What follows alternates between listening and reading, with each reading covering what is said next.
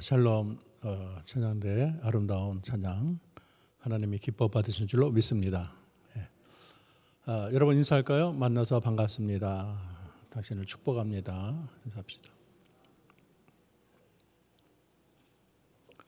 방송으로 예배하는 여러분에게도 하나님의 은혜가 넘치기를 주의 이름으로 축원합니다. 사도행전 26장은 바울이 아그리빠 왕 앞에서 자기를 변호하는 내용을 묘사하고 있습니다. 이미 10년간 3차에 걸쳐서 터키, 마게도니아, 그리스 지역, 지중해를 둘러싼 온 지역을 그리스도의 복음을 위해서 사도 바울은 수고를 했습니다.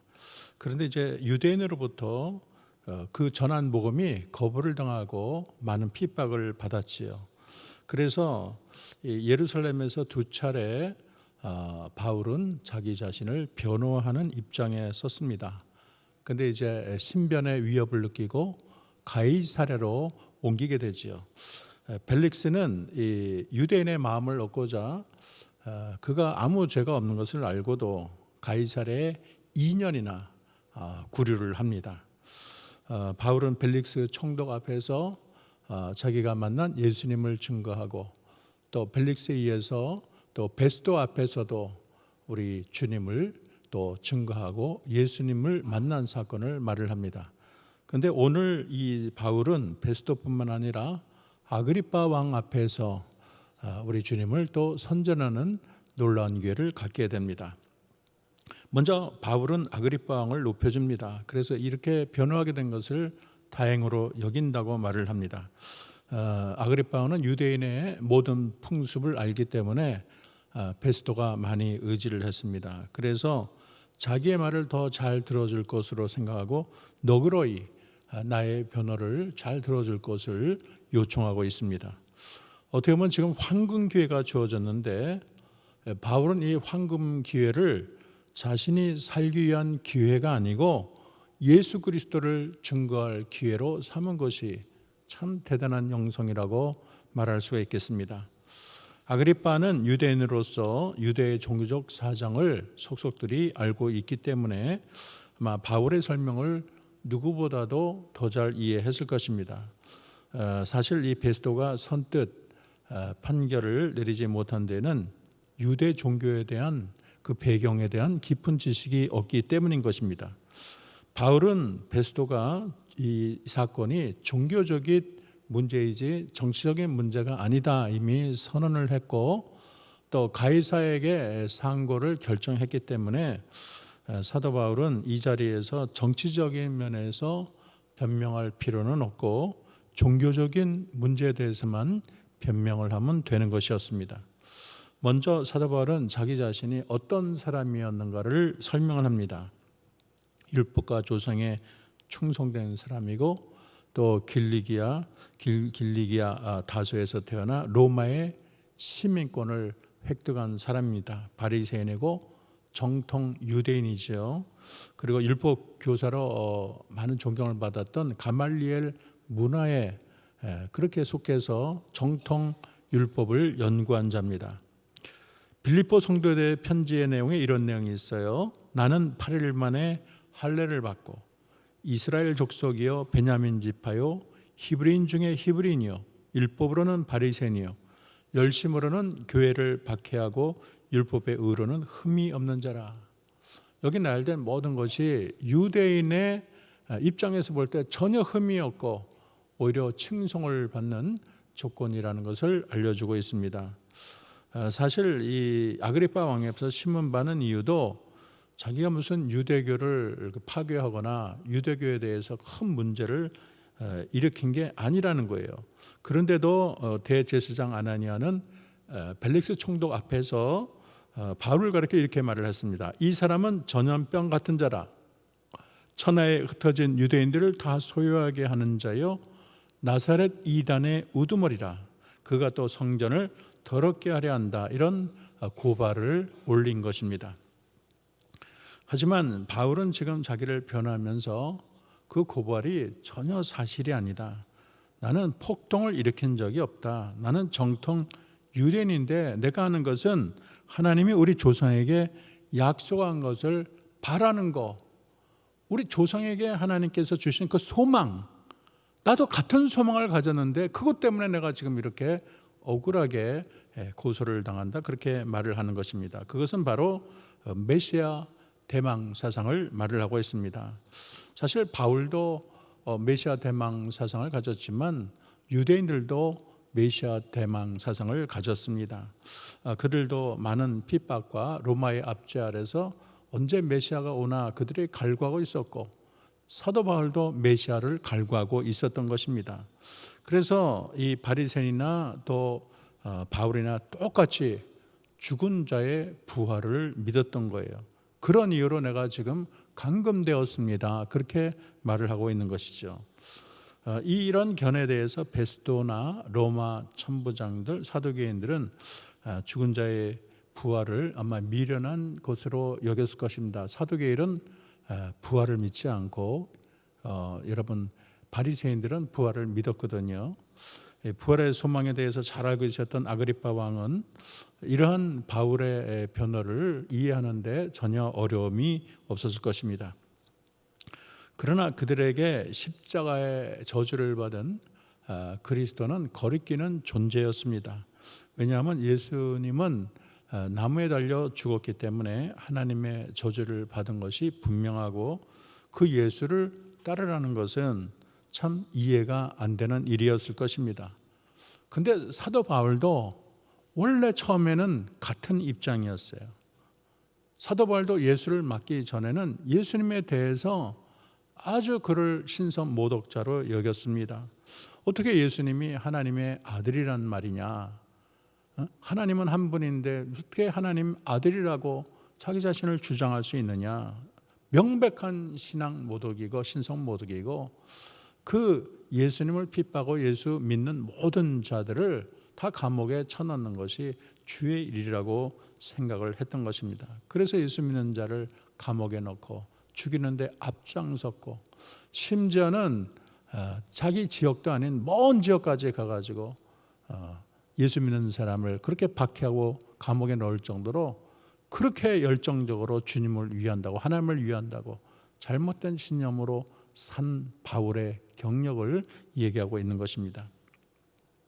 그런데 놀라운 것은 평소같이 대제사장의 권한과 위임을 얻어서 다메섹으로 예수를 잡으러 갔는데 위협과 살기에 등등해서 250km 정도 거리도 문제되는데 예상외로 그 담색 도상에 대낮과 같을 때 강력한 빛이 비추기 시작하는 거예요. 그래서 얼마나 그 빛이 밝은지 그 빛이 두루 비쳤다 그랬어요.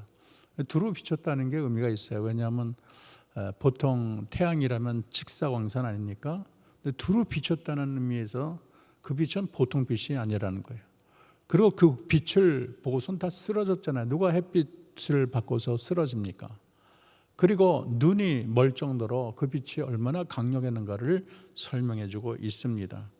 어쨌든 이 사건은 그의 삶을 180도로 바꿔버린 혁명적인 사건이라고 말을 할 수가 있습니다. 바울에게 들린 말은 사울아 사울아 어찌하여 나를 핍박하느냐, 가시채를 뒷발질하기가 내게 고생이니라, 그렇게 그런 음성을 들었습니다. 여러분, 가시채가 무엇인가요? 가시채는 이제 가축을 몰 때 들고는 뾰족한 막대기를 말을 하고 있습니다. 한 2.7m 정도 되는데 한쪽 끝에다가 쇠붙이를 붙였습니다. 그래서 방향대로 안 가면 그 가시채를 가지고 인도를 하는 거예요. 그런데 그걸 뒷발질을 친다면 그 가축이 자기만 고통스러울 거 아니겠습니까? 지금 사도 바울이 하는 게 그런 일이라는 거예요. 자기 딴에는 죄를 한다고 하지만은 예수 믿는 사람을 잡아다가 감옥에 넣고 핍박하고, 그게 하나님의 일이 아니고 마치 짐승이 그 가시채에게 발길질 하는 것처럼 하나님의 뜻을 그렇게 거스르는 일이라는 것을 우리 주님이 음성으로 말해 준 것입니다. 사울이 얼마나 충격을 많이 받았을까요? 아마 정신적인 공황이 아마 찾아왔을 것입니다. 왜냐하면 자기가 신념을 가지고 어떻게 하나님이 한 분인데 아들이라는 자가 있느냐, 신성 모독이다, 이 전염병자다, 그래서 자기가 온 생애를 당해서 핍박한 그분이 바로 하나님이고 그분의 음성을 듣게 되니 얼마나 놀랐겠습니까? 저는 이 비유를 저렇게 들 수 있겠어요. 어렸을 때 절에서 자란 스님이 절에 살면서 세상을 등지고 나는 부처밖에 없다. 그렇게 평생 살았는데 심판대 앞에 갔더니 부처님이 안 계시고 누가 계십니까? 하나님이 딱 계시니까 얼마나 그 심판날이 당황스럽겠습니까? 아마 사도 바울이 그런 입장일 거예요. 예수님은 아니다. 예수님은 그냥 그는 신성 모독자다. 그 사람은 반드시 죽어야 된다. 우리 하나님에 대한 이 신념을, 하나님에 대한 믿음을 그렇게 망가뜨리는 존재다. 그렇게 했는데 아니 그분의 음성을 듣게 되니 얼마나 놀랐겠어요. 예수님은 단지 십자가에 저주받은 죄인이고 근본 뿌리를 뽑아야 되는 그런 존재가 아니고 그분이 바로 하나님의 아들이라는 것을 알 때 아마 경악을 금치 못했을 것입니다. 참으로 다행인 것은 다메섹 도상에 나타나신 예수님은 진노의 하나님이 아니고 사랑의 하나님이고 은혜의 하나님으로 다가온 것입니다. 오늘 빛 가운데 나타나시는 예수님은 사도 바울에게 놀라운 사명을 줍니다. 일어나 내 발로 서라. 내가 내게 나타난 것은 내가 나를 본 일과 장차 내가 내게 나타날 일에 너로 사왕과 증인을 삼으려 함이라. 우리 주님이 그의 평생의 사명, 그의 비전을 알려주셨습니다. 여기에 보면은 이스라엘과 이방인들의 눈을 뜨게 하라. 어둠에서 빛으로 인도하라. 사탄의 권세에서 하나님께로 돌아오게 하라고 우리 주님이 친히 말씀을 하십니다.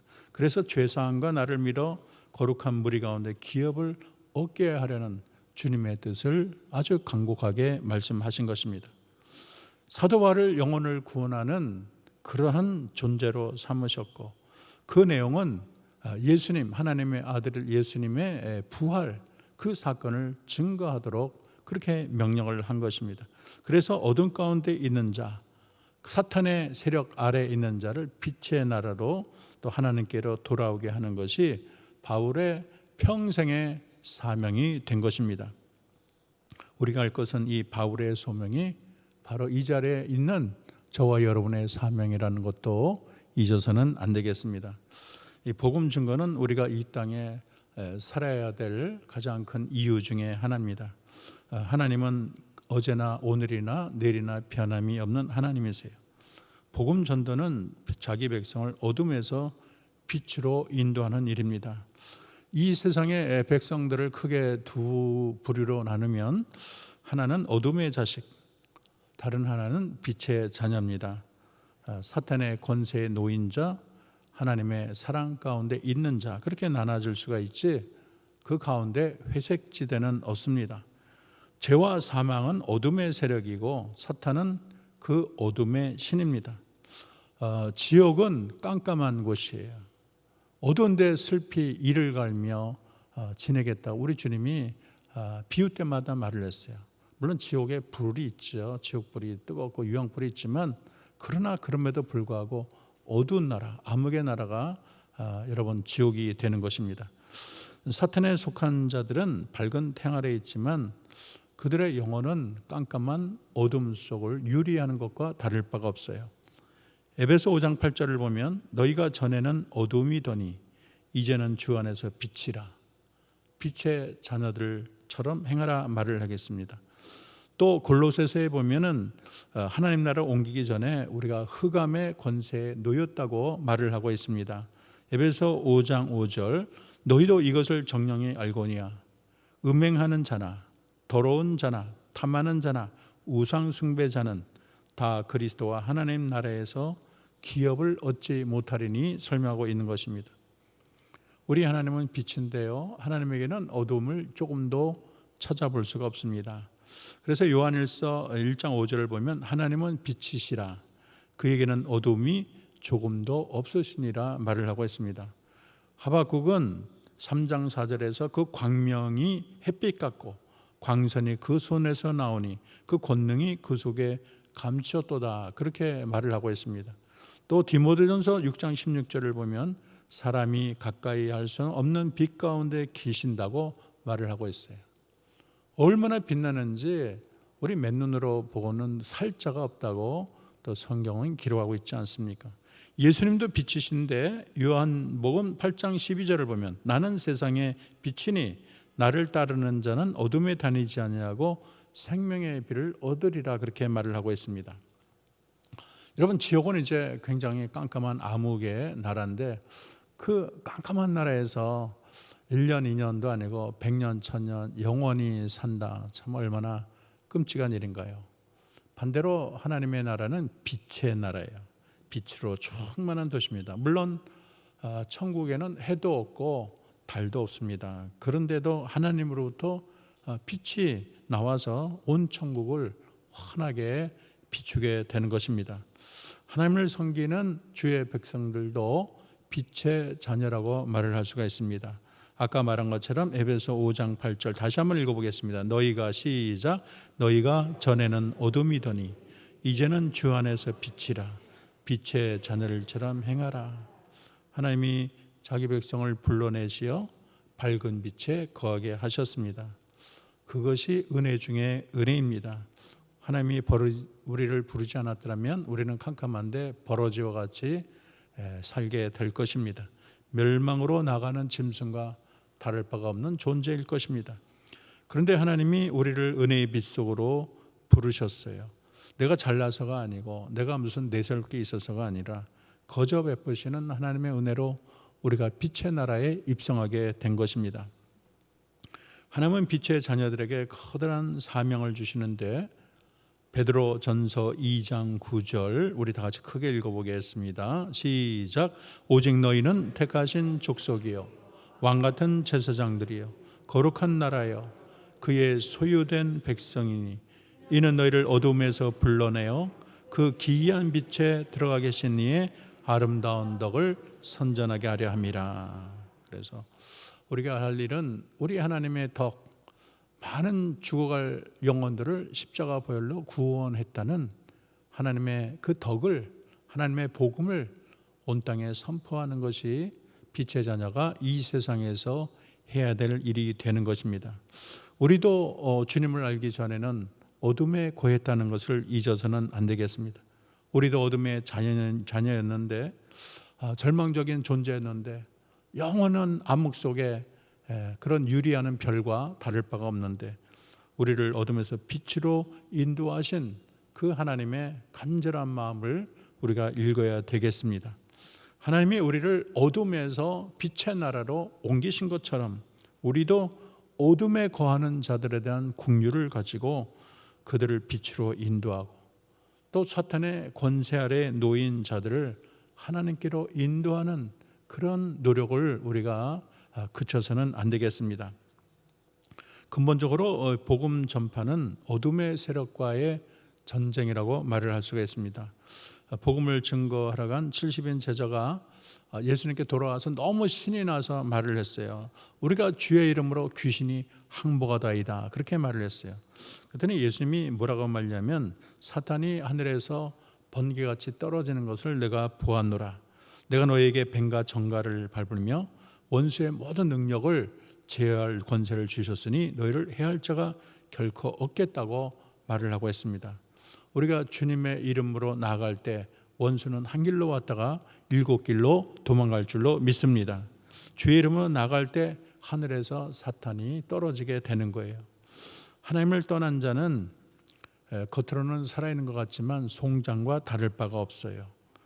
비록 찬란한 태양 아래에 있지만은 그는 깜깜한 영적으로 보면 어둠에 거하는 것과 다를 바가 없습니다.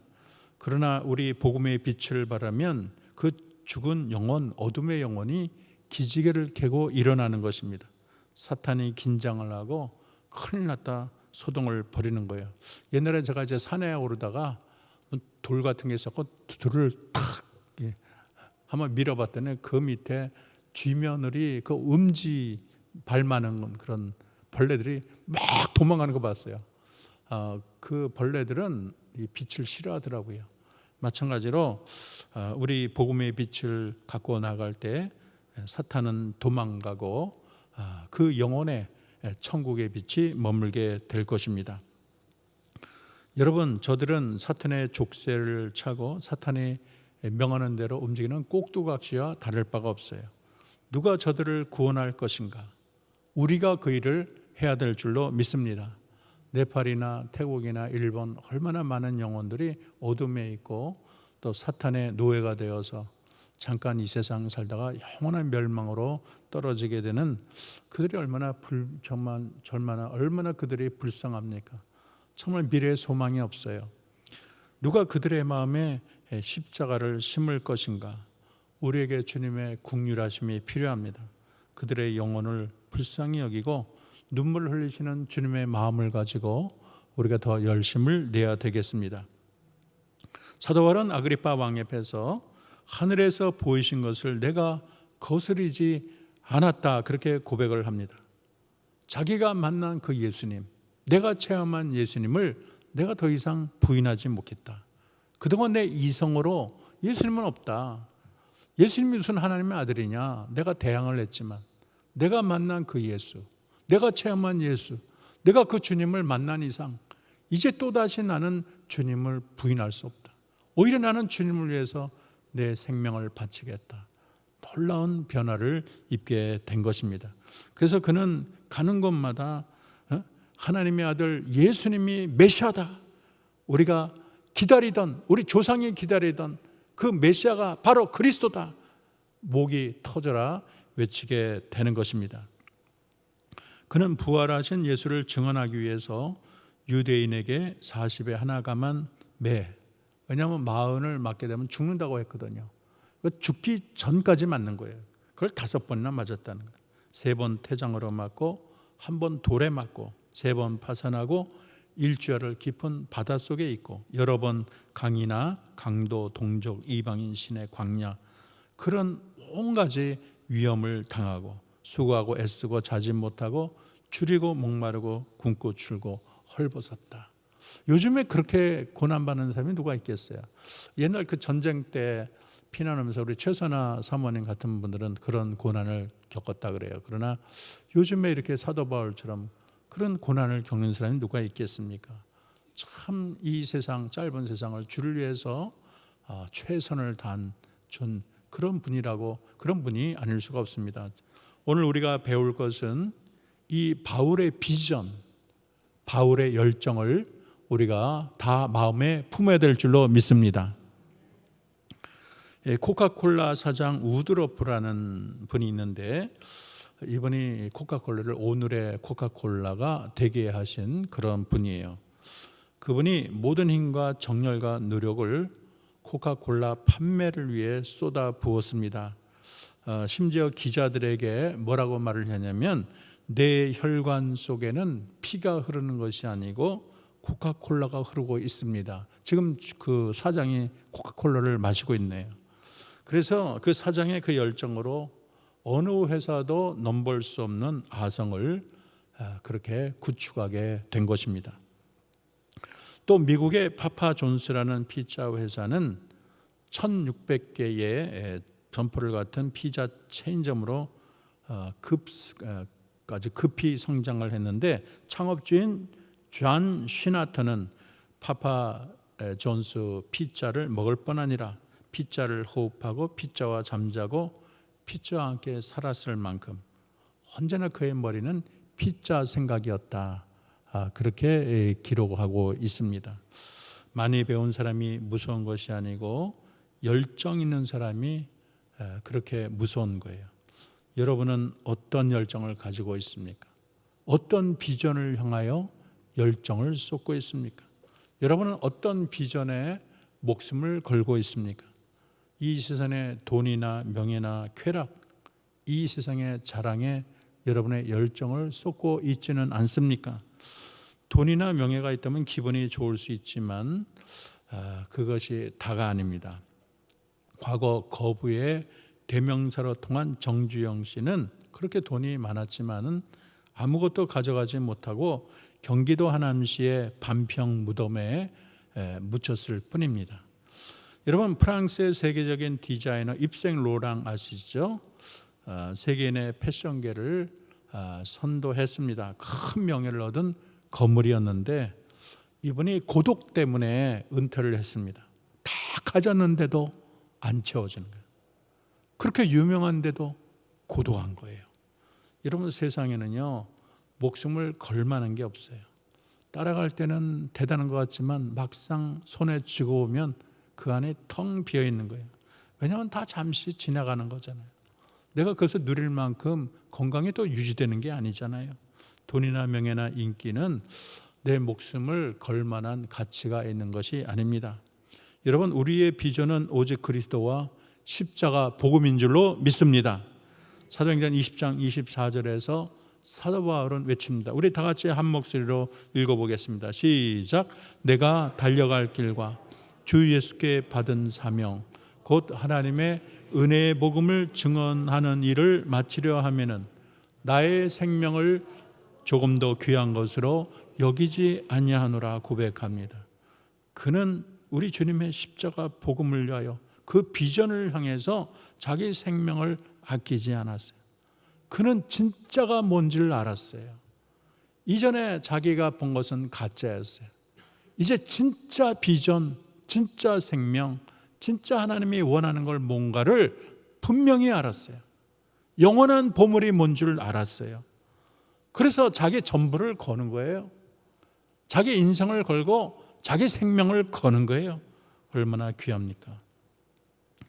여러분, 우리의 사명 귀합니다. 어둠에서 빛으로, 사단의 권세에서 하나님께로, 이 크고 놀라운 비전을 여러분의 마음의 신비에 새기기를 원합니다.